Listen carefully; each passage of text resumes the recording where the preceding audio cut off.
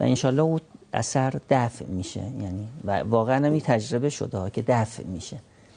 یا انسان میترسید کسی دیگری رو چشم بزنه، کسی بچه منو چشم بزنه و امثال اینها. هر کجا که نگران این امر شدید 3 بار بگید ماشاءالله لا قوة الا بالله العلی العظیم. بنابراین در اصل این که چنین چیزی هست شکی نیست. این آیه آخر سوره قلم رو